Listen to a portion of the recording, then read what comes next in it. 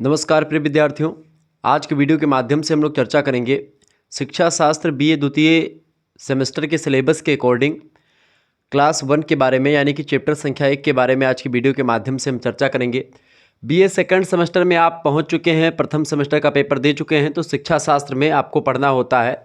Basically क्या पढ़ना होता है आपको? भारतीय शिक्षा का जो तंत्र होता है, या बेसिकली ऐसा बोले कि जो भारतीय शिक्षा में जो विकास और चुनौतियां आई हैं अब तक, उसके बारे में पढ़ना है आपको। प्राचीन भारतीय शिक्षा प्रणाली से लेकर के वर्तमान में शिक्षा प्रणाली जो आई है, या नई शिक्षा नीति जो 2020 में आई 2020 की, उस तक आपको पढ़ना है, ठीक है। यानी कि भारतीय शिक्षा व्यवस्था का विकास और चुनौतियां जो उसके समक्ष आई, तमाम प्रकार की समस्याएं जो आई, उन सभी से कैसे उभरते हुए आगे बढ़ी है भारतीय शिक्षा प्रणाली, उसके बारे में विस्तार से हम लोग जानने वाले हैं, ठीक है।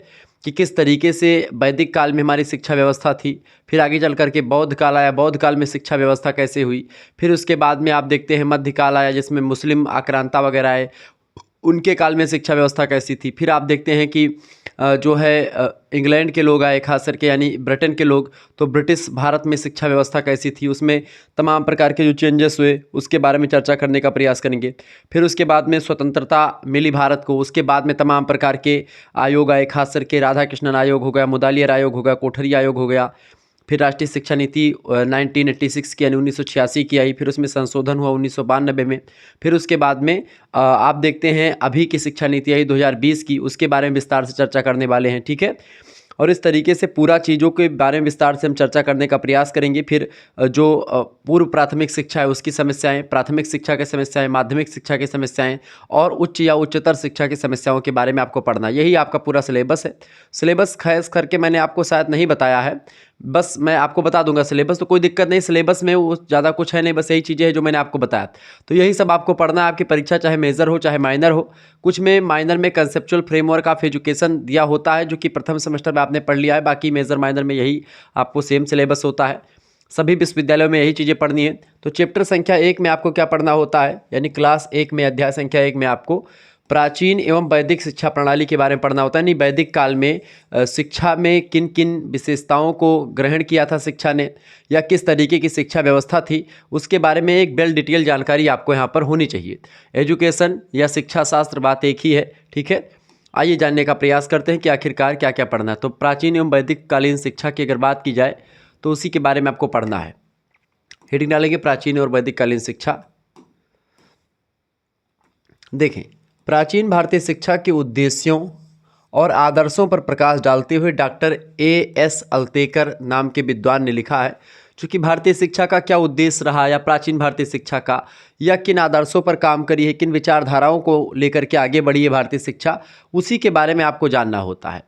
तो कहते हैं अल्तेकर महोदय, इनका पूरा नाम क्या है? Doctor A.S. अल्तेकर। ये कहते हैं कि प्राचीन भारतीय शिक्षा के मुख्य उद्देश्यों और आदर्शों का वर्णन इस प्रकार से किया जा सकता है, जैसे कि इस प्रकार की शिक्षा में आप देखते हैं प्राचीन भारतीय शिक्षा में ईश्वर भक्ति और धार्मिकता का समावेश शिक्षा में किया जाता था। यानी कि शिक्षा में आप देखते हैं कि ईश्वर को प्राप्ति करने के साधन के बारे में तमाम प्रकार के जो है आध्यात्मिक या धार्मिक जो है ज्ञान या धार्मिकता का ज्ञान जो है शिक्षा में शामिल हुआ करता था।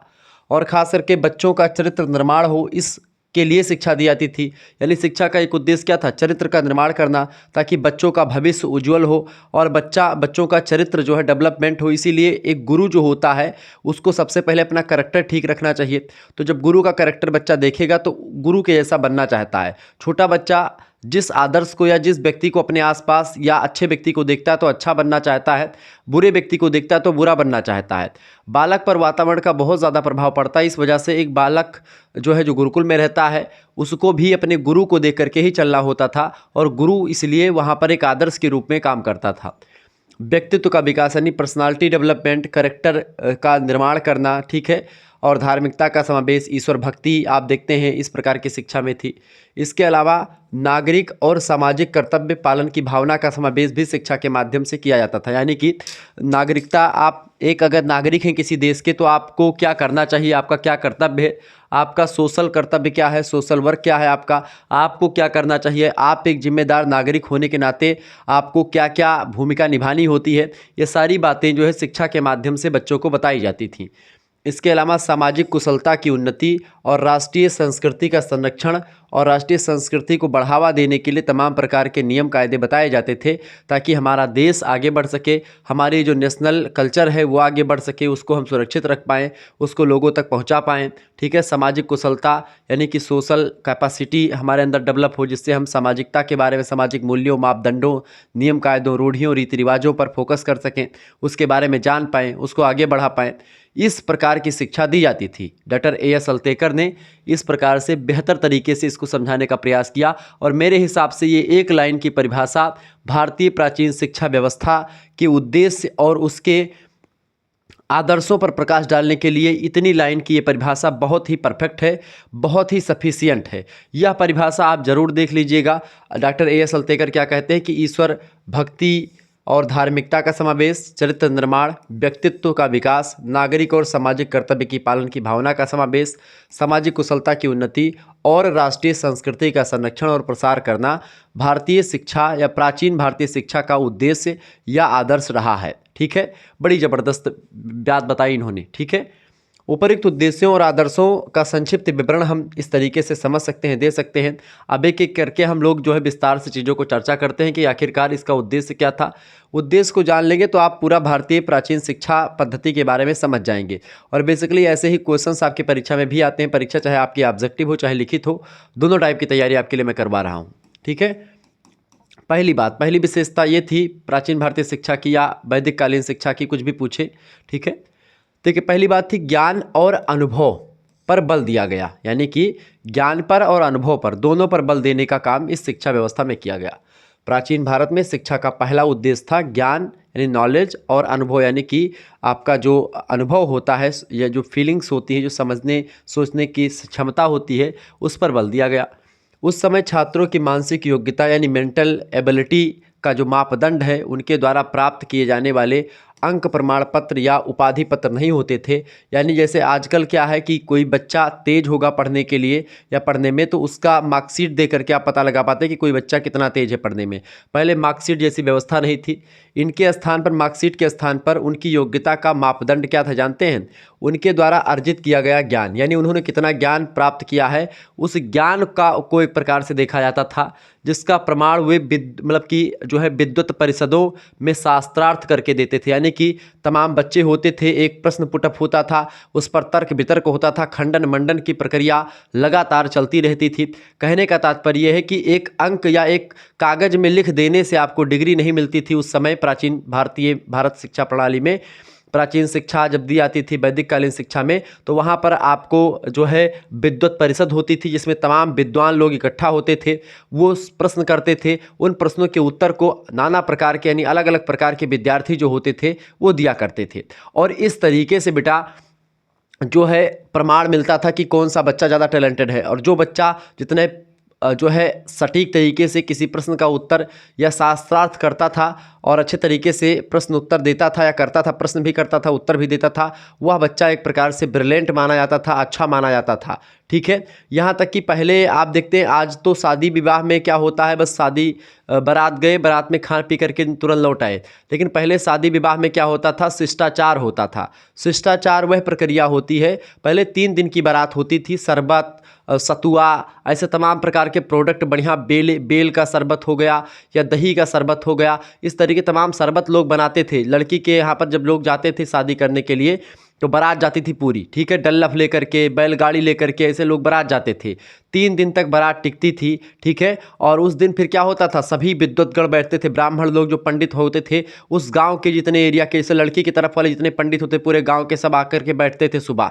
ठीक है, लड़के वाले जितने लोग गए हैं, विद्वान लोग सब इकट्ठा बैठते थे, एक प्रश्न पुटअप होता था, उस पर चर्चा करते थे। ये शिष्टाचार हुआ करता था पहले जब शादी ब्याह होता था। आज के लोग आप मानकर चलो कि 25-30 साल पहले या 30 या 40 साल पहले शिष्टाचार खूब होता था।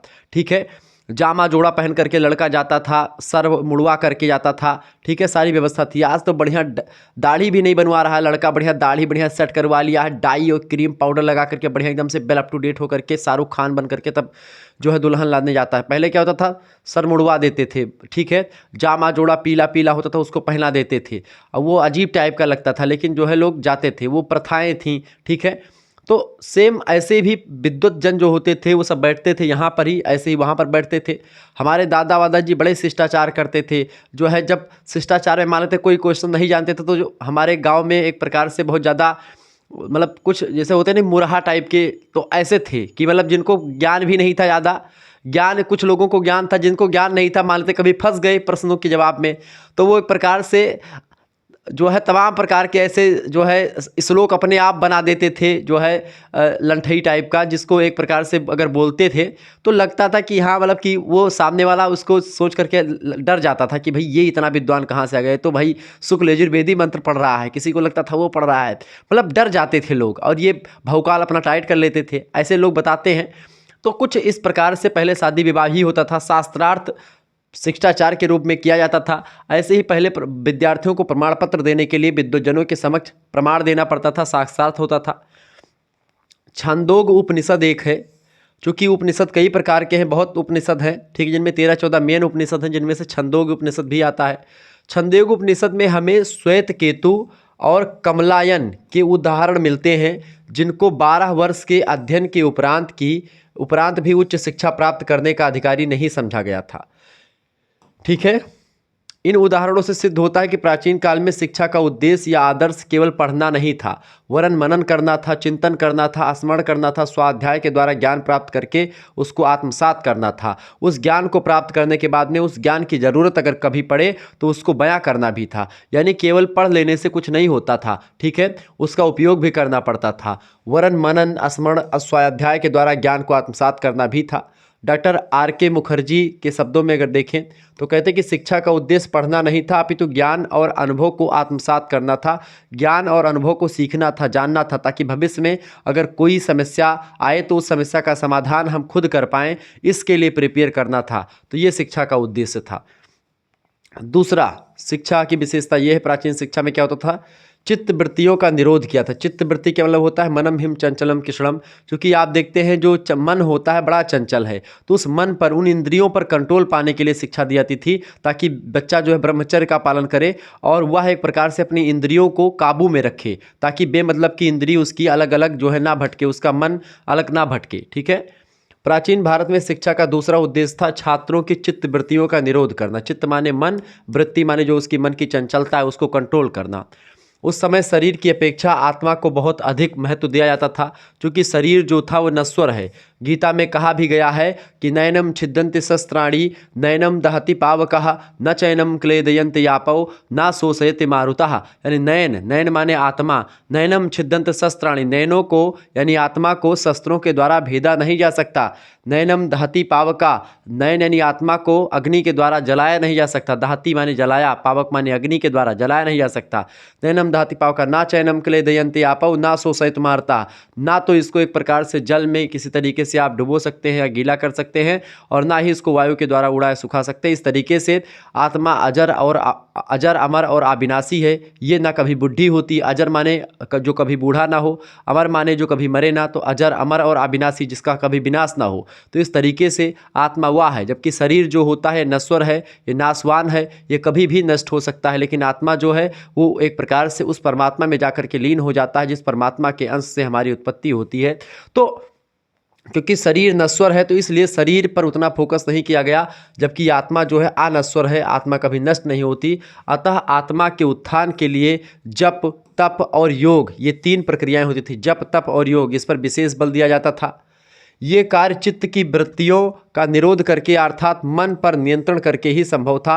यानी अगर जो व्यक्ति मन पर अपने काबू पा लेता है, वही एक प्रकार से जान लीजिए कि वह जो है बहुत बड़ा व्यक्ति हो सकता है। यानी कि अपने मन पर कंट्रोल पा लेना सबसे बड़ा काम होता था उस दौरान, और यही करने के लिए व्यक्ति को इन 3 प्रक्रियाओं से होकर के गुजरना पड़ता था। या आप नाम जप करें, या तपस्या करें, या फिर योग करें, साधना करें। इससे क्या होगा, आपके जो मन होगा वो कंट्रोल में होगा। जैसे आप जाते हैं कहीं पर, मन कहता है कि भाई गन्ना तोड़ करके हम चूस लें उसको, लेकिन गन्ना आप तोड़ने के लिए सोचते हैं, अब गन्ना का खेत वाला किसान दूसरे का है भाई, वो बैठा है लाठी लेकर के, तब तक आपका मन तो कहता है कि गन्ना हम तोड़ करके इसको जो है बढ़िया से इसका रसपान करें, लेकिन क्या होता है, तुरंत आत्मा आपको इंडिकेट करती है या आपको संदेश देती है कि बेटा अगर गन्ना तुरबो तो अब सोटा ले, यहाँ किसान बैठा 4 सोटा मारे और अब सब गन्ना जोन है जोन रसपान करे गन्ना के, वो सारा मुराही ढील हो जाता है।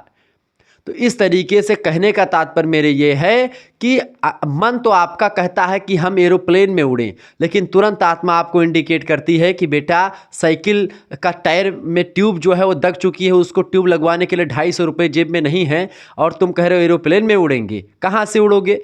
तो यानी आत्मा आपको यह बताती है कि आपका वास्तविकता क्या है। इसी वजह से आत्मा पर बल दिया जाता है और मन जो है उस पर कंट्रोल पाने के लिए आपको जप तप और ध्यान या धारणा, समाधि, प्रत्याहार, इन तमाम प्रकार की प्रक्रियाओं जो योग के साधन हैं, अष्टांग योग से होकर के गुजरना पड़ता है। ठीक है, इस तरीके से आप जो है मन पर अपने कंट्रोल पा सकते हैं। ठीक है, तो मन को कंट्रोल करने के लिए, मन को कंट्रोल करना ही चित्तवृत्तियों का निरोध होता है, इसके लिए शिक्षा दी जाती थी। इसीलिए छात्रों को विभिन्न प्रकार के अभ्यासों के द्वारा अपनी चित्तवृत्तियों का निरोध करने का प्रशिक्षण यानी ट्रेनिंग दी जाती थी, ताकि उनका मन इधर उधर भटक करके उनकी मोक्ष प्राप्ति में बाधा न उत्पन्न करे। मोक्ष प्राप्ति क्या होती है? जीवन का चरम और परम लक्ष्य होता है।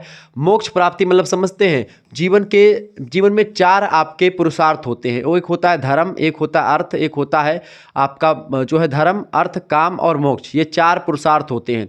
धर्म, अर्थ, काम, इन तीनों का सामंजस्य अगर कोई व्यक्ति स्थापित कर लेता है तो उसी को मोक्ष की प्राप्ति होती है। मोक्ष की प्राप्ति का तात्पर्य होता है कि आवागमन के बंधन से मुक्त हो जाना, इस पृथ्वी पर दोबारा 84 लाख योनियों में भ्रमण ना करना। ठीक है, यानी अपने सारे इच्छाओं को पूर्ण कर लेना। जीवित मोक्ष अगर किसी को लेना है बेटा, अगर आपको मोक्ष प्राप्ति करनी है, जीवन का चरम और अंतिम लक्ष्य माना जाता है मोक्ष प्राप्ति। अगर आपको मोक्ष प्राप्ति करनी है तो आपको क्या करना होगा? आपको 3 चीजों पर कंट्रोल करना होगा। पहली बात तो आप धर्म के हिसाब से काम करेंगे। धर्म मतलब होता है धारण करना, धर्म माने होता है आपका कर्म, आप क्या करते हो। धर्म में बताए गए मार्ग पर चल करके, यानी आप सात्विक कर्मों पर फोकस करें।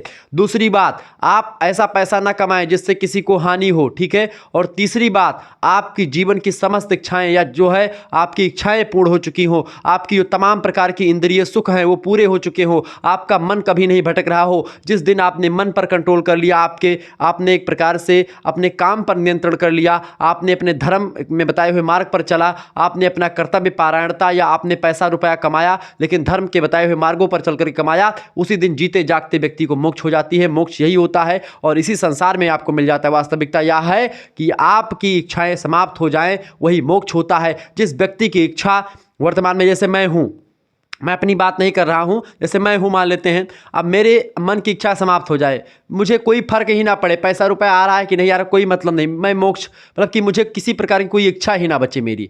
जब हमारी, चूंकि मनुष्य अनंत इच्छाओं का स्वामी है और मनुष्य की यही अनंत इच्छाएं जो होती हैं उसके एक प्रकार से मोक्ष में बाधा बनती हैं, और यही इच्छाएं अगर व्यक्ति की पूरी हो जाती हैं तो वह व्यक्ति मोक्ष प्राप्ति की ओर अग्रसर हो जाता है बेटा। तो मोक्ष वो होता है। ठीक है, तो बाधा उपस्थित ना करें। इस प्रकार डॉक्टर R.K. मुखर्जी के शब्दों में देखें तो कहते हैं कि शिक्षा का उद्देश्य चित्तवृत्ति निरोध अर्थात मन से उन कार्यों का निषेध करना जिनके कारण से वह भौतिक संसार में उलझ जाता है। ठीक है, और इह लोक में फंस करके वह उह लोक के एक प्रकार से चीज़ों को भूल जाता है। तो ऐसे चित्तवृत्तियों का निरोध ही शिक्षा सिखाती थी पहले।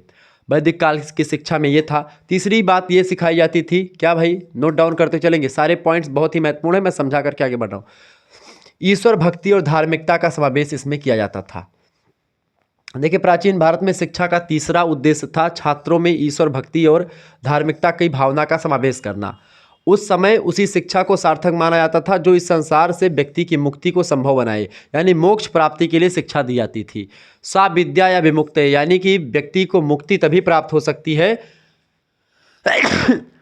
जब वह ईश्वर भक्ति और धार्मिकता की भावना से सरोवर हो, यानी कि सराबोर हो, यानी कि वह एक प्रकार से शिक्षा ग्रहण करे और ईश्वर के बारे में जाने। और मोक्ष प्राप्ति उसकी तभी होगी जब वह एक प्रकार से विद्या ग्रहण करेगा, यानी विद्या का उद्देश्य क्या? सा विद्या या विमुक्ते, वही विद्या अच्छी है जो उसको मुक्ति के मार्ग तक ले जाए। ठीक है, उपनिषदों में ऐसा कहा गया। छात्रों में इस भावना को व्रत, यज्ञ, उपासना, धार्मिक उत्सवों आदि के द्वारा विकसित किया जाता था ताकि व्यक्ति एक प्रकार से भक्ति भावना को समझे, जाने। Doctor A.S. अल्तेकर कहते हैं इस बारे में कि सब प्रकार की शिक्षा का प्रत्यक्ष उद्देश्य छात्रों को समाज का धार्मिक सदस्य बनाना था। क्या? सब प्रकार की शिक्षा का प्रत्यक्ष उद्देश्य क्या था? जितनी भी प्रकार की शिक्षा प्राचीन काल में दी जाती थी उसका उद्देश्य था छात्रों को समाज का धार्मिक सदस्य बनाना, ताकि छात्र समाज के धार्मिक सदस्य के रूप में काम करें और धर्म के बारे में जानें।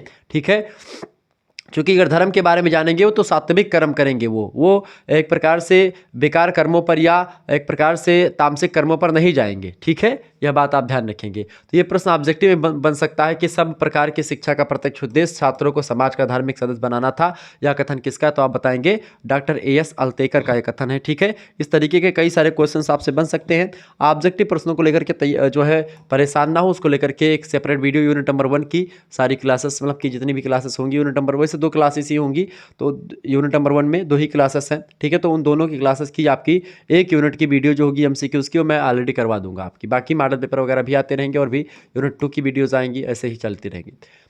अगला था आपका चरित्र निर्माण। देखिए, एक बात यहाँ पर और ध्यान रखेंगे, अगर आपको हमारे साथ जुड़ना है और आप चाहते हैं कि हमसे जुड़ करके आप पढ़ाई करें और आपको पूरा का पूरा पीडीएफ प्राप्त करना है, सभी सब्जेक्ट की पीडीएफ लेनी है, तो आप एसएमएस करें 9161 93 60 62 पर आप एसएमएस करेंगे। सभी सब्जेक्ट के लिए कोर्स की व्यवस्था कर दी गई है। ठीक है, अपना नाम, अपनी यूनिवर्सिटी का नाम और अपने सब्जेक्ट के नेम लिख करके आप भेज दीजिएगा। आपके लिए पूरी व्यवस्था कर दी गई है। ठीक है, जिसमें आपको सब कुछ मिलेगा। मात्र 100 रुपीज़ फीस है। स्कैनर आपके पास भेजा जाएगा, उसी पर आपको 100 रुपीज़ फीस पेमेंट कर देना होगा। आप किसी दूसरे से भी करवा सकते हैं अगर आप नहीं चलाती हैं। आपके लिए व्यवस्था कर दी गई ग्रुप की, तो आपको गर्ल्स या बॉयज़ ग्रुप 2 ग्रुप हैं तो उनमें ऐड कर दिया जाएगा आपको। जैसे आप पेमेंट करेंगे उसको चेक किया जाएगा, पहले चेक करने के बाद में आपको पेमेंट करने के बाद में आपको ऐड कर दिया जाएगा ग्रुप में। वहाँ पर आपको लाइव क्लासेस की लिंक मिलेगी। ठीक है, उसके बाद में उस लाइव क्लास की जो वीडियोज़ होंगी वो भी मिल जाएंगी, आप जब चाहें तब देखें। फिर उसके बाद में उसकी पीडीएफ भी आपको वहाँ पर मिल जाएगी। पीडीएफ के साथ साथ आपको यहाँ पर देखेंगे एमसीक्यूज टाइप के मॉडल पेपर की व्यवस्था हो रही है, वो भी मिलेगी। यूनिट वाइज एमसीक्यूज भी आपको देने का प्रयास रहेगा आपकी बार। इसके अलावा आपको मॉडल पेपर भी मिलेंगे। ठीक है, आपको मॉडल पेपर भी मिलेंगे। रिवीजन क्लास आपको मिलेगी। ठीक है, रिवीजन क्लास में आपको सारी व्यवस्था दी जाएगी। ठीक है, मैराथन क्लास आपको मिलेगी जिसमें सभी चैप्टर के इंपॉर्टेंट प्रश्नों को आपको कवर करवा दिया जाएगा और सब कुछ आपको मिलेगा। प्रीवियस ईयर क्वेश्चन पेपर भी आपको मिलेगा। ठीक है, प्रीवियस ईयर क्वेश्चन पेपर मिलेगा और जब इस बार जिस यूनिवर्सिटी का पेपर पहले होगा उसका भी क्वेश्चन पेपर आपको ग्रुप में मिलता रहेगा। यानी ग्रुप में जोड़ेंगे तो आपको पीडीएफ नोट्स की सुविधा भी मिलेगी। ठीक है, तो इससे आपका फ़ायदा ही होगा और आपका बहुत ही बेहतर होगा। ठीक है, जो चीज़ें आपको यूट्यूब पर हो सकता ना मिले वो सब चीज़ें आपको ग्रुप में मिल जाएंगी। केवल 100 रुपये फीस है और इसमें केवल एजुकेशन का ही नहीं मिलेगा 100 रुपये में। आपका एजुकेशन सब्जेक्ट है तो आपके और भी सब्जेक्ट आपके होंगे 2 3 4। ठीक है, तो जो आपके प्लस में इसके जो 2 3 4 या 3 या 4 सब्जेक्ट और जो प्लस में होंगे, खास करके को करिकुलर वगैरह भी, इन सभी की तैयारी भी आपकी इसी 100 रुपये में करवा दी जाएगी पूरी की पूरी। ठीक है, को करिकुलर का लगभग 10 से 15 जो है मॉडल पेपर हमारे पास ऑलरेडी पहले से अवेलेबल है, तो वो भी मिल जाएंगे और बाकी न्यू बन रहे हैं वो भी आपको मिलेंगे। तो कुल मिलाकर के बहुत ही बेहतर आपको पीडीएफ वगैरह भी मिल करके तैयारी हो जाएगी। आप उसको निकलवा करके पढ़ सकते हैं, जैसे आपको उचित लगेगा आप पढ़ सकते हैं। उसमें सब चीज़ बेहतर तरीके से हो गई है, तो मेरे हिसाब से सभी बच्चों को जोड़ना चाहिए। मात्र 100 रुपीज़ फीस में आपको बहुत सुविधा दी जा रही है। तो बीए के क्षेत्र में आपको पहली बार ऐसा हो रहा है कि केवल 100 रुपये में सभी क्षेत्र या सभी सब्जेक्ट की तैयारी आपकी करवाई जा रही है। शुक्ला स्टडी पॉइंट के यूट्यूब चैनल के माध्यम से और उसके व्हाट्सएप ग्रुप के माध्यम से आप बहुत ही बेहतर तरीके से कंटेंट प्रोवाइड कर पा रहे हैं, मतलब कि आप तैयार कर पा रहे हैं। फटाफट से इसका स्क्रीनशॉट लेकर के आप तुरंत एसएमएस करें, देर ना करें और तुरंत ज्वाइन हो जाएं। 100 रुपये कोई बहुत बड़ी बात नहीं है। आप एक बार चौराहे पर जाएंगे, समोसा खा लेंगे तो 100 रुपये आपके यूँ ही चले जाएंगे, लेकिन वही 100 रुपये लगा करके अगर आप कोर्स में ज्वाइन हो जाते हैं, अब ये ना सोचो कि हम तो व्हाट्सएप ग्रुप जो है यूट्यूब से पढ़ लेंगे। बहुत सारे बच्चे अपने आप में दिमाग लगाने लगते हैं, तो दिमाग ना लगाइए ज़्यादा, तुरंत आप जुड़ जाएं, जो कि आपके लिए बेहतर तरीके से मेहनत करी गई है।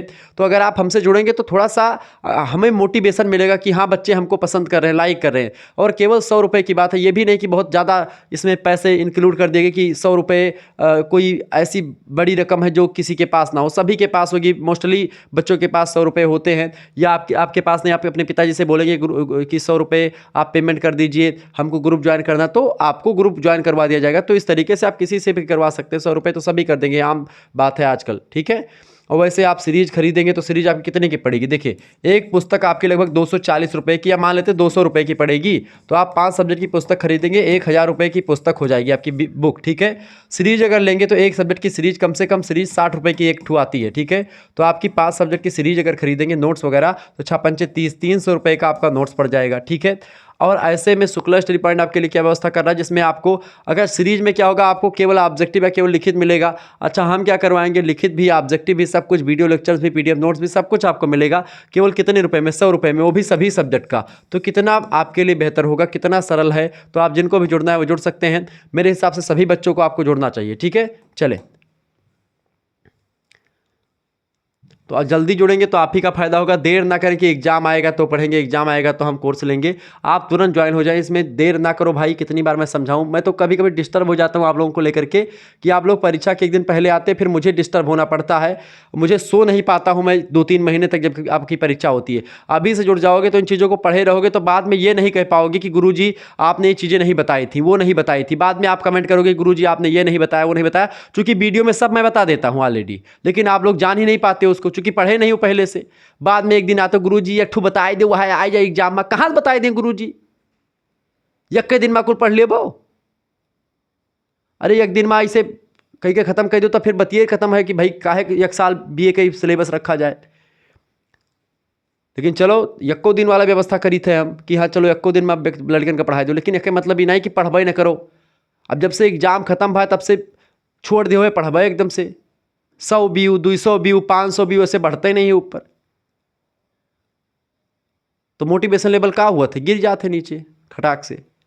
तो कहने का तात्पर्य यह है कि आप लोग जब सपोर्ट करेंगे, थोड़ा सा अभी भी पढ़ें, आउट सीजन में भी पढ़ेंगे, तो इससे क्या होगा कि आप तो पढ़ ही लेंगे, साथ ही साथ में क्या होगा, मुझे मोटिवेशन मिलेगा तो मैं और अच्छे तरीके से प्रिपेयरिंग में ध्यान दूंगा या और अच्छे तरीके से आप लोगों के लिए करना चाहूँगा। हालांकि आपको आपके ऊपर डिपेंड है, आप पढ़ें या ना पढ़ें।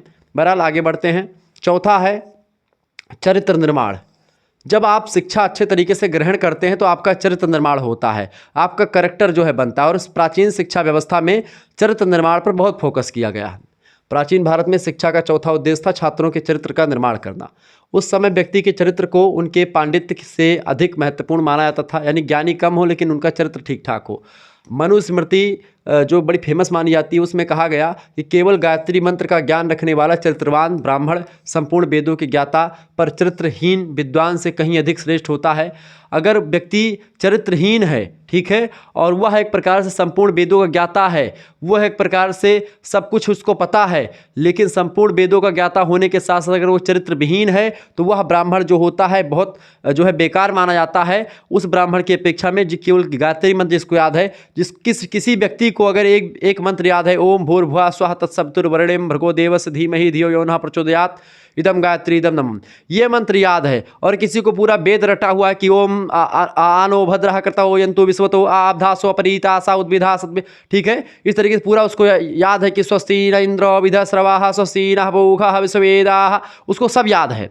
तो वो व्यक्ति जिसको सारा स्वस्ति वाचन, गणेश स्तुति, संकल्प वगैरह सब कुछ याद है, पूरी पूजा पद्धति रटी हुई है, वो ब्राह्मण अगर चरित्रहीन है तो वो एक प्रकार से मान लीजिए बहुत बेकार ब्राह्मण है या बहुत बेकार व्यक्ति है। उसको कुछ एक प्रकार से उस समय उसका जो स्तर था बहुत ही नीचा था। लेकिन एक ब्राह्मण जिसको केवल गायत्री मंत्र याद है या एक व्यक्ति जिसको केवल गायत्री मंत्र याद है, वो सबसे उच्च माना जाता था वैदिक परंपरा में, ठीक है। गुरुकुलों के उत्तम वातावरण, सदाचार के उपदेशों, महापुरुषों के उदाहरणों, महान विभूतियों के आदर्शों आदि के द्वारा छात्रों के चरित्रों का निर्माण किया जाता था। सभी को यह बताया जाता था कि भाई ये महापुरुष हुए हैं, तो ये सब सदाचार के उपदेश देते थे गुरु लोग। तो इससे क्या होता था, लोग आगे बढ़ते थे। डॉक्टर वेद मिश्रा जी कहते हैं कि छात्रों के चरित्र का निर्माण करना शिक्षा का एक अनिवार्य उद्देश्य उस समय माना जाता था। अगला जो उद्देश्य था या विशेषताएं मान सकते हैं भारतीय प्राचीन शिक्षा की, वो थी व्यक्तित्व का विकास, पर्सनालिटी डेवलपमेंट पर फोकस करती थी शिक्षा। प्राचीन भारतीय शिक्षा का पांचवा उद्देश्य था छात्रों के व्यक्तित्व का सर्वांगीण चौतरफा विकास करना। इसी उद्देश्य की प्राप्ति के लिए उसमें आत्मसंयम, आत्मसम्मान, आत्मविश्वास आदि सद्गुणों को उत्पन्न किया जाता था। साथ ही गोष्ठियों और वाद विवाद सभाओं का आयोजन करके उनमें विवेक, न्याय और निष्पक्षता की शक्तियों को जन्म दे करके उनको बलवती बनाया जाता था, ताकि वह एक प्रकार से विवेकी हो, वह न्याय के पक्ष में हो, वो निष्पक्षता से न्याय कर सके आने वाले समय में। यानी कि उनके पास एक ऐसी पर्सनालिटी हो जो पर्सनालिटी जो है चहुमुखी टाइप की हो। यानी कि जैसे कि पर्सनालिटी का मतलब ये नहीं होता कि भाई आपकी डोले शोले बन गए, आपने जिम कर लिया पर्सनालिटी हो गई, नहीं। पर्सनालिटी का मतलब होता है आपकी शरीर भी ठीक ठाक हो, आप स्वस्थ हो, और साथ ही साथ में आपका सोचने समझने का तरीका भी ठीक ठाक हो, आप विवेकवान हो, आप गुणवान हो, आप बुद्धिमत्ता से लसोलैस हो। ऐसे व्यक्ति को एक प्रकार से चरित्रवान कहा, मतलब कि वो एक प्रकार से व्यक्तित्व वाला व्यक्ति कहा जाता है। ठीक है। छठी विशेषता, नागरिक व सामाजिक कर्तव्य। देखें, पालन की भावना का समावेश भी आप देखते हैं, मतलब कि नागरिक और सामाजिक कर्तव्य पालन की भावना का समावेश आप देखते हैं शिक्षा में था। प्राचीन भारत शिक्षा का छठा उद्देश्य था छात्रों में नागरिक और सामाजिक कर्तव्यों का पालन करने की भावना का समावेश करना। उस समय प्रत्येक व्यक्ति को यह आशा की जाती थी, प्रत्येक व्यक्ति से, कि वह गृहस्थ जीवन व्यतीत करते समय अपने नागरिक और सामाजिक कर्तव्यों का पालन करेगा। और इस उद्देश्य की प्राप्ति के लिए छात्रों को गुरु द्वारा विभिन्न प्रकार के उपदेश पहले से दिए जाते थे ब्रह्मचर्य में, ताकि वह गृहस्थ जीवन अच्छे तरीके से व्यतीत कर सके, या गृहस्थ जीवन में रहते हुए वो अपना धन उपार्जन कर सके।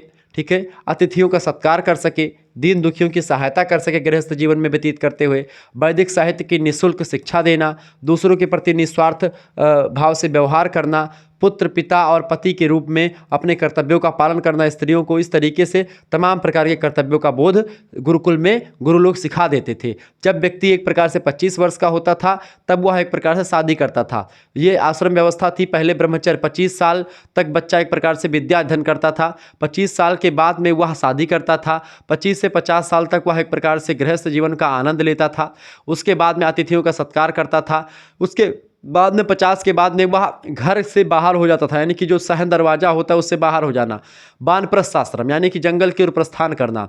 आप चाहे आजकल तो भाई जैसे कि आप देखते हैं माला मंत्र ले लेना जिसको आप कहते हैं, उसको आप वानप्रस्थ कह सकते हैं। फिर उसके बाद में वानप्रस्थ जाते समय, जंगल की ओर प्रस्थान करते समय क्या होता था, जो गृहस्थ के आपके अनुभव हैं, जो आपने ब्रह्मचर्य में सीखा या जो है ब्रह्मचर्य आश्रम में, उसको आप बताते थे लोगों को जाकर के कि हमने इस तरीके से विद्या अध्ययन किया, आप भी अपना जीवन सटीक करें, सन्यासी वगैरह बन जाना। फिर उसके बाद में 75 के बाद में सन्यासी बन करके एक बट वृक्ष के नीचे बैठ करके अपना त्याग तपस्या करना, मनन चिंतन ध्यान, ठीक है, ये सब करना। ठीक है। तो इस तरीके से होता था। सातवां जो शिक्षा का उद्देश्य था वो सामाजिक कुशलता की उन्नति करना, यानी कि सोशल कैपेसिटी आप में डेवलप हो, ऐसी शिक्षा। प्राचीन भारत में शिक्षा का सातवां उद्देश्य था छात्रों की सामाजिक कुशलता में उन्नति करना। उस समय शिक्षा केवल व्यक्ति का मानसिक विकास ही नहीं करती थी, मेंटल डेवलपमेंट के साथ साथ सामाजिक कुशलता में भी उन्नति करती थी, ताकि वह सरलता से अपनी जीविका का उपार्जन व्यक्ति कर सके, अपने सुख में अभिवृद्धि कर सके। इस उद्देश्य की प्राप्ति के लिए छात्रों को उनकी रुचि यानी कि उनका इंटरेस्ट किस में है, वर्ण के अनुसार बेसिकली वो किस उद्योग में जा सकते हैं, उस व्यवसाय की शिक्षा भी अनिवार्य रूप से गुरुकुल में दी जाती थी। ठीक है। डॉक्टर आर के मुखर्जी कहते हैं कि शिक्षा पूर्णतः सैद्धांतिक और साहित्यिक नहीं थी, वरन किसी न किसी शिल्प से संबंधित हुआ करती थी, यानी कोई ना कोई आपको हस्तकला, कुछ ना कुछ ज्ञान आपको किसी न किसी धन उपार्जन के लिए, ताकि आपका जीवन यापन हो सके, इसके लिए शिक्षा दी जाती थी। तो इस तरीके से बहुत ही बेहतर तरीके से शिक्षा व्यवस्था थी। इन सभी के उद्देश्य इस समय थे, मतलब ये सारे उद्देश्य थे। आठवां उद्देश्य ये था राष्ट्रीय संस्कृति का संरक्षण और प्रसार करने का। ठीक है। प्राचीन भारत में शिक्षा का अंतिम उद्देश्य था राष्ट्रीय संस्कृति का संरक्षण करना और प्रचार प्रसार करना। इस उद्देश्य की प्राप्ति के लिए पिता जो होते थे अपने पुत्र को अपने व्यवसाय में दक्ष बनाता था, पिता जिसका जो व्यवसाय होता था उसी व्यवसाय में पुत्र को भी सिखाता था। प्रत्येक ब्राह्मण वेदों का अध्ययन करता था, प्रत्येक आर्य वैदिक साहित्य के किसी न किसी भाग का अध्ययन करता था। इन कार्यों से किसी का कोई व्यक्तिगत लाभ नहीं होता था, पर इनको करके वे न केवल पीढ़ी दर पीढ़ी अपनी राष्ट्रीय संस्कृति को सुरक्षित रखते थे, वरन उनका प्रचार प्रसार भी करते थे। अस्पष्टता प्राचीन भारतीय शिक्षा के उद्देश्यों का निर्धारण व्यक्ति के लौकिक और पारलौकिक यानी कि इहलोक और उहलोक, यानी कि यह लोक मतलब कि पृथ्वी लोक, उहलोक माने स्वर्ग लोक या जो भी है, ठीक है, जब आत्मा मतलब मर जाने के बाद, ठीक है, जीवन की सभी आवश्यकताओं को ध्यान में रख करके शिक्षा दी जाती थी। तो ये थी वैदिक कालीन शिक्षा की एक प्रकार से प्रणाली जो मैंने आपको बताई। अच्छा, ये भी प्रश्न आपसे खूब पूछा था कि आधुनिक शिक्षा के लिए जो एक प्रकार से प्राचीन शिक्षा में कुछ ऐसी बातें हैं जो कि आधुनिक शिक्षा में ग्रहण की जा सकती हैं, तो कुछ ऐसे तथ्य जो कि आधुनिक शिक्षा में ग्रहण हम कर सकते हैं, प्राचीन शिक्षा के कुछ ऐसे पहलू। हेडिंग डालेंगे आधुनिक शिक्षा के लिए ग्रहणीय तत्व प्राचीन शिक्षा में क्या थे। देखें, लिखेंगे प्राचीन भारतीय शिक्षा आधुनिक भारतीय शिक्षा के बीच अनेक शताब्दियों का अंतर है। यानी कि आप देखते हैं कि वैदिक काल कितना समय पुराना है और आज आप देख रहे हैं कि कितना समय बीत चुका है, लेकिन आज भी वैदिक शिक्षा प्रासंगिक है। फिर भी प्राचीन शिक्षा के अनेक तत्व जिनके सिद्धांत और व्यवहार दोनों दृष्टियों से आधुनिक शिक्षा में स्थान दिया जा सकता है उन चीज़ों को। इस प्रकार के मुख्य तत्व कई सारे हैं, जैसे कि पहला तत्व आदर्शवादिता। पहला तत्व क्या है? आदर्शवादिता, यानी कि प्राचीन भारत की शिक्षा जो थी, वैदिक कालीन शिक्षा, उसमें आदर्शवादिता थी। उस आदर्शवादिता को हम ग्रहण कर सकते हैं। आज हम आधुनिक युग में निवास कर रहे हैं, किंतु हमें अपने पूर्वजों से जो सभ्यता और संस्कृति विरासत में मिली है उन पर हमें आज भी गर्व है। हम आज भी धर्म, ईश्वर और निष्काम कर्म को महत्व देते हैं। हम ऐसा कर्म करते हैं जिससे हमारा कोई लाभ नहीं होता, ठीक है, फिर भी हम वो कर्म करते हैं, क्योंकि हमको पता है कि ये एक प्रकार से परमार्थ के लिए हो रहा है, दूसरे के लिए हो रहा है, दूसरे इससे सुखी होंगे, तो आज भी हम उस काम को कर देते हैं। धर्म पर आप आस्था रखते हैं, ईश्वर में विश्वास करते हैं। हम आज भी धन की अपेक्षा चरित्र को, भौतिकता की अपेक्षा आध्यात्मिकता को, विज्ञान की अपेक्षा दर्शन को श्रेष्ठ समझते हैं। आज भी हमारे भारत में आप देखते हैं हम धन को महत्व नहीं देते हैं। हम कहते हैं कि भाई धन तो सभी लोग कमा लेंगे। एक टाइटल चलता है कि पूत कपूत तो का धन संचय, पूत सपूत तो का धन संचय। अगर पुत्र का पुत्र होगा तो वह एक प्रकार से जितना भी धन आपने कमाया है वो सब नष्ट कर देगा, वेश्यावृत्ति करेगा, ठीक है, वो सोमरस पान करेगा, यानी कि मदिरा, मांस मदिरा का सेवन करने लगेगा, तो सारे आपके धन जो आपने कमाया है आपका पुत्र नष्ट कर देगा। लेकिन अगर पुत्र सपुत्र है, पुत्र सपूत को तो का धन संचय, अगर पुत्र आपका सपुत्र हुआ बेटा तो भी धन संचय करने की आवश्यकता नहीं। बोलो क्यों? इसलिए चूंकि वह अगर सपुत्र होगा तो खुद कमा खा लेगा, खुद अपने जीवन यापन कर लेगा, उसके लिए धन संचय की कोई आवश्यकता नहीं है। हमारे यहाँ पर दशांश दान करने की प्रथा चली आ रही है कि भाई हम जितना 100 रुपये कमा रहे तो 10 रुपये हम पंडित जी को जा करके दे आते हैं। ये होता है एक प्रकार से जो है धन संचय नहीं करते हैं। हम जितना धन कमाते हैं, गांधी जी कहते हैं कि हम उतना ही धन कमाएं जितना हमको ज़रूरत हो, ज़रूरत से ज़्यादा अगर होता तो उसको हम दान कर देते हैं।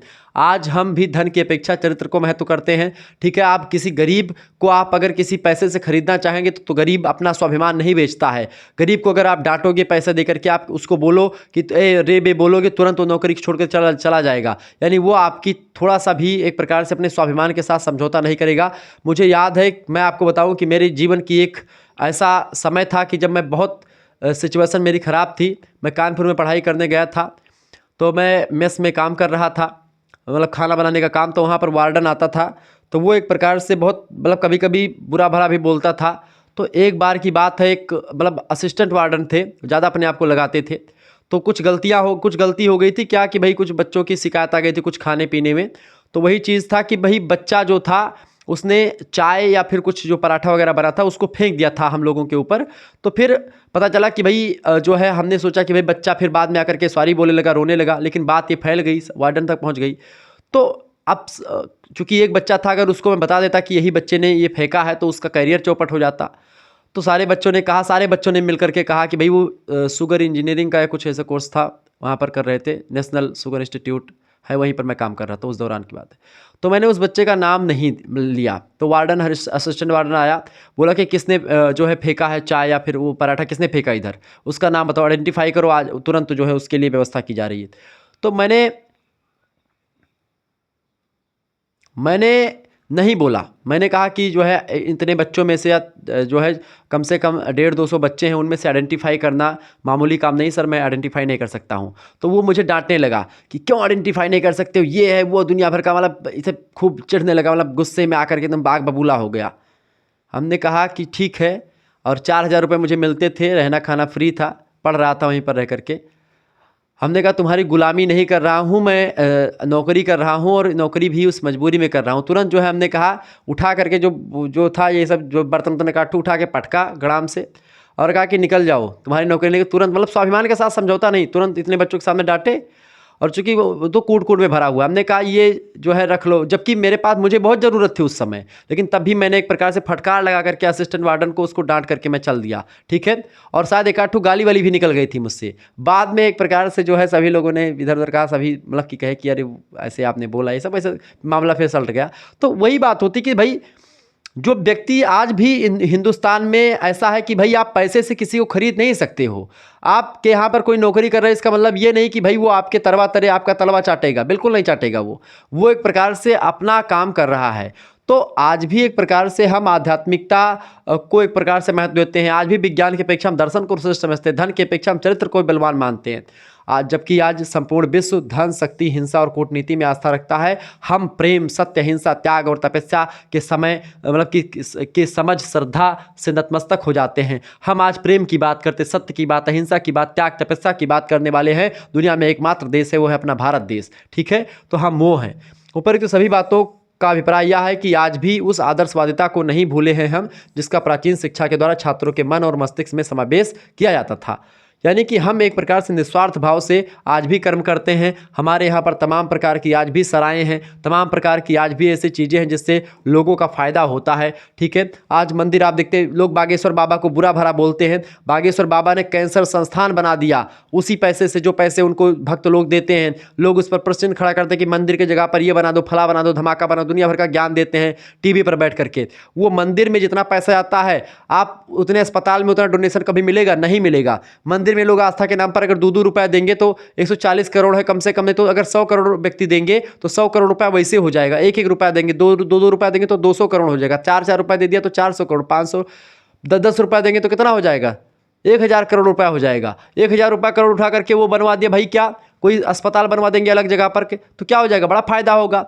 तो मंदिर आज बुरे नहीं है, मंदिर बहुत ज़्यादा एक प्रकार से लोगों की सेवा कर रहे हैं, लोगों की खान पान चल रहा है। आप हर मंदिर में देखेंगे जो है लोग चल रहा, फ्री में खाना चल रहा है कि भाई फ्री में लोग जाओ खाओ पियो, हर मंदिर में चल रहा है। केवल गुरुद्वारे में नहीं, हर एक मंदिर में फ्री में भोजन वगैरह व्यवस्था की जा रही है। ठीक है, आप काशी विश्वनाथ के अंदर जाएंगे तो वहाँ पर हमेशा दिन रात 24 घंटे में चलती रहती है। उसमें क्या नाम है, जो है अन्नपूर्णा माता का मंदिर है बगल में। ठीक है, प्राचीन आदर्शवादिता को आधुनिक शिक्षा में स्थान दिया जा सकता है। और डॉक्टर महेश चंद्र सिंघल ने राजस्थान हिंदी ग्रंथ अकादमी के द्वारा प्रकाशित भारतीय शिक्षा की वर्तमान समस्याएं नामक अपनी पुस्तक लिखा। उसमें लिखा कि हम वैदिक कालीन शिक्षा की आदर्शवादिता को आधुनिक शिक्षा में एक मूलभूत सिद्धांत के रूप में ग्रहण कर सकते हैं और जीवन निर्माण, चरित्र निर्माण और सादा भोजन और उच्च विचार को शिक्षा के महत्वपूर्ण उद्देश्यों में स्थान वर्तमान में दे सकते हैं। ऐसा जो है डॉक्टर महेश चंद्र सिंघल ने कहा। ठीक है, तो इस तरीके से आदर्शवादिता को हम अपनी शिक्षा में आज भी रख सकते हैं, जो कि प्राचीन यानी गुरुकुल पद्धति की शिक्षा थी। इसके अलावा अनुशासन और गुरु शिष्य का संबंध आज भी हम वर्तमान में देख सकते हैं। प्राचीन काल की छात्रों की अनुशासन की भावना और गुरु और शिष्य का जो संबंध था, मधुर था, विश्वविख्यात है, सभी लोग जानते हैं। आज इन दोनों बातों पर विशेष ध्यान दी जाने की आवश्यकता है, क्योंकि आज का वातावरण में क्या है, गुरु शिष्य का कोई संबंध नहीं रह चुका है, बस उसको केवल एक व्यापार के रूप में लोग देख रहे हैं। ठीक है, तो वो आज ज़रूरी है कि भाई गुरु और शिष्य का संबंध जो पहले था वो आज भी हो जाए। आज इन दोनों बातों पर हम ध्यान देने की आवश्यकता है, क्योंकि शैक्षिक वातावरण अत्यंत विषम हो चुका है। अनुशासनहीनता का तांडव नृत्य सर्वत्र हो रहा है। बच्चे एक प्रकार से टीचर को मार दे रहे हैं, उनको गाली दे रहे हैं। ठीक है, उनके खिलाफ धरने कर रहे हैं। तो पहले नहीं होता था ये सब। छात्रों में अनुशासन की भावना का विकास और वैदिक कालीन गुरु शिष्य संबंध की पुनर्स्थापना करके ही इन दोनों जो दूषण है उनसे मुक्ति पाई जा सकती है। यानी कि जो एक प्रकार से ऐसा माहौल तैयार किया गया है। आप देखते तथाकथित यूनिवर्सिटीज़ में क्या हो रहा है, तमाम प्रकार के नारे दिए जा रहे हैं, तमाम प्रकार के ऐसे देश विरोधी बातें करी जा रही हैं, तमाम प्रकार के वामपंथी विचारधाराएं हावी हो रही हैं। ठीक है, तो ये वामपंथी विचारधाराएं जो हैं ये विदेशी जो है चीज़ों से पोषित है, ये विदेशी विचारधाराओं से पोषित है। जो विचारधारा भारत में एग्जिस्ट नहीं करती, मार्क्सवाद विचारधारा, जो एक प्रकार से यहाँ पर वर्ग व्यवस्था है ही नहीं, उस वर्ग व्यवस्था को लेकर के जो विचारधारा आई मार्क्सवाद, उस मार्क्सवाद का भारत में क्या काम है। लेकिन उस मार्क्सवाद को लेकर के तमाम प्रकार के तथाकथित विद्वान लोग, तमाम प्रकार के प्रोफेसर्स लोग, चाहे यहाँ तक कि BHU, JNU, AMU ऐसे और जो है तमाम प्रकार के ऐसे विश्वविद्यालय जहाँ पर बैठ करके तमाम प्रकार के ज्ञान की बातें करते हैं। मार्क्सवाद पर कर एक प्रकार से कहते हैं कि फला हो गया, ये मंदिर बन गया, इससे इतना रोड बन जाता, दुनिया भर का ज्ञान वहाँ पर बैठ करके देते हैं। वो सब एक प्रकार से निरर्थक ज्ञान है, उनका कोई मतलब नहीं। वो सिलेबस नहीं पढ़ाते हैं यूनिवर्सिटीज़ में, वो बस ज्ञान दुनिया भर का बताते हैं। ठीक है, तो वो जरूरी क्या है आज जरूरी है बेटा एक ऐसे ज्ञान की, एक ऐसे एक प्रकार से वातावरण की जिससे गुरु और शिष्य का संबंध मधुर हो।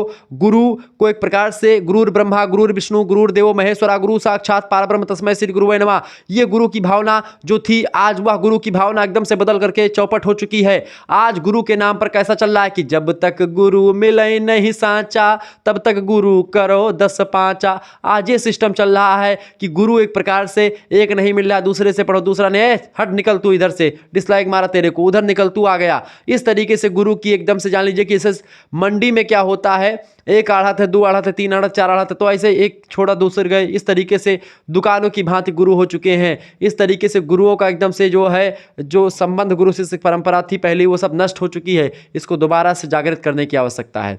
मानव संबंधों को घनिष्ठता प्रदान करने के लिए पारस्परिक स्नेह और सम्मान की भावनाओं का अत्यंत महत्वपूर्ण स्थान होना चाहिए। छात्र शिक्षा तभी ग्रहण कर सकते हैं और शिक्षक अध्ययन कार्य में तभी रुचि ले सकते हैं जब दोनों सुंदर संबंध के सूत्र में से आबद्ध हो, दोनों एक दूसरे से एक प्रकार से जुड़े हुए हों। यह सत्य है कि आज के छात्र और शिक्षक प्राचीन युग के आदर्श पर नहीं पहुंच सकते, पर फिर भी दृढ़ निश्चय हो से उसकी ओर अग्रसर होकर के बहुत कुछ सफलता प्राप्त की जा सकती है। अतः छात्रों और शिक्षकों का उस आदर्श की दिशा में अग्रसर होना केवल वांछनीय नहीं वरन अत्यंत आवश्यक भी है। पर यह तभी संभव हो सकता है जब छात्र गुरु शिष्य संबंधी वैदिक आदर्श के प्रति निष्ठावान बने और शिक्षक उस आदर्श के अनुसार सरस्वती साधना में लीन होकर के सरल जीवन व्यतीत करे, तभी यह संभव है, अन्यथा ये चीज़ें संभव नहीं है। तो आज ग्रहणीय है ये चीज़ें कि आज जो है, जो नई शिक्षा नीति उसमें इन चीज़ों को ग्रहण करना बहुत ज़रूरी है। इसके अलावा शांत वातावरण। प्राचीन काल की सभी शिक्षा शालाएं या शिक्षा की जो व्यवस्थाएं थी वो नगर के कोलाहल और विषाक्त वातावरण से बिल्कुल दूर हुआ करती थी। शांत वातावरण या रमणीक स्थान पर होती थी, जहाँ पर सरोवर या जंगल होता था। आधुनिक युग में नगरीकरण के प्रभाव के कारण से सभी व्यक्तियों में नगरों के में निवास करने की प्रवृत्ति सबल हो गई है।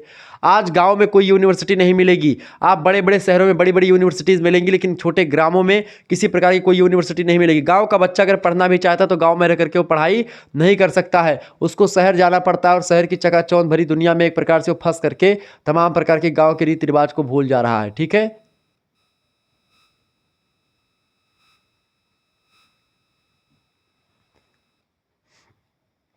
ऐसी तमाम प्रकार की चीजें उसको हो रही हैं। ठीक है, तो सभी व्यक्तियों में नगरों में निवास करने की प्रवृत्ति हो गई है। ऐसी दशा में आज की शिक्षा संस्थानों की नगरों में पृथकता संभव नहीं है, पर फिर भी उनका निर्माण नगरों के कोलाहल और गंदगी से दूर किसी शांत, स्वच्छ और स्वस्थकर और प्राकृतिक वातावरण में किया जा सकता है। जैसे आप बीएचयू में जाएंगे तो लगेगा कि यहाँ कोलाहल से मुक्त है, लेकिन वहाँ पर भी रोड बन चुके हैं, अंदर भी तमाम प्रकार के जो है कोलाहल हैं। इस प्रकार की शिक्षा संस्थाएं न केवल छात्रों के शारीरिक और मानसिक विकास में योगदान देंगी वरन उनकी नगरों की दिन प्रतिदिन के झगड़ों, राजनीतिक कुचक्रों और अवांछनीय प्रवृत्तियों से रक्षा भी करेंगी। ठीक है, चौथी बात जो हमारे जो है हमको ग्रहण करनी चाहिए आधुनिक शिक्षा पद्धति को प्राचीन शिक्षा पद्धति से अध्ययन के विषय। आधुनिक भारतीय शिक्षा में अनेक विषयों को स्थान दिया गया है, परंतु अगर आप देखेंगे, एक मिनट रुकेंगे थोड़ा सा,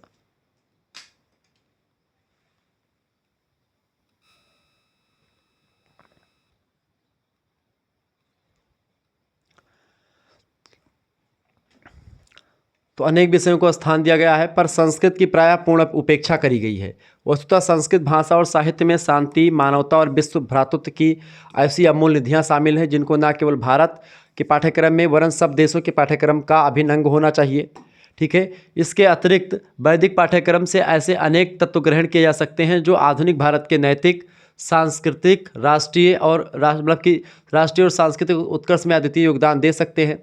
डॉक्टर महेश चंद्र सिंघल का मत है कि यदि इन बातों की अपेक्षा की जाती है तो भारतीय शिक्षा पश्चिम का थोथा अनुकरण मात्र रह जाएगी जिसमें मौलिकता की झलक नहीं मिल सकेगी। यानी कि अगर भारतीय शिक्षा प्रणाली देखें तो आज हम किसकी नकल कर रहे हैं? आज हम ब्रिटेन की नकल कर रहे हैं, आज इंग्लैंड के या फिर इन तमाम प्रकार के पश्चिम के देश है उन्हीं की नकल करके हम शिक्षा व्यवस्था बना रहे हैं। लेकिन हमको हमारे देश की जो शिक्षा व्यवस्था है उसके अकॉर्डिंग अगर चले तो हम बहुत आगे बढ़ सकते हैं। पाँचवीं बात, शिक्षण विधि व शिक्षा सिद्धांत भी हमको प्राचीन भारत से ग्रहण करना चाहिए।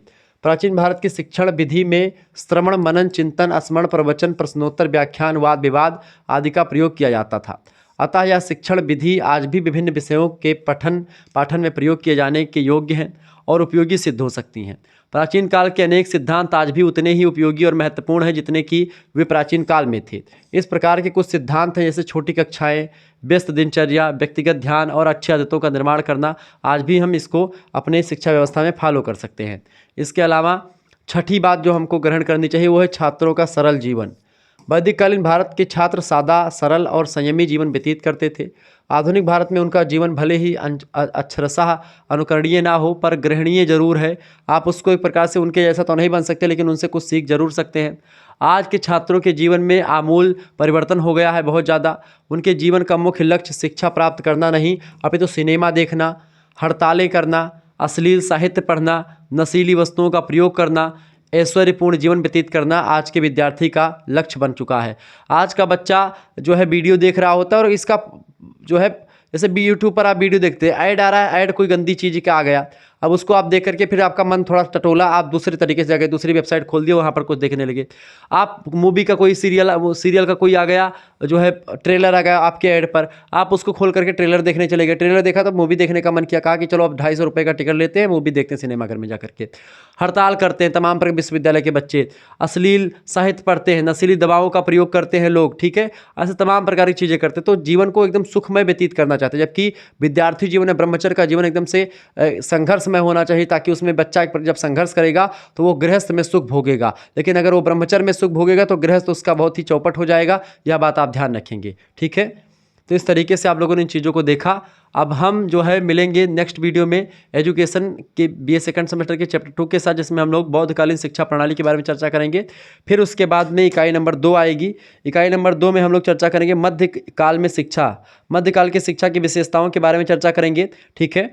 तीसरे मतलब कि यूनिट नंबर 2 में, वैसे मेरे हिसाब से वो एक ही क्लास में उसको भी मैं संपन्न कर दूंगा।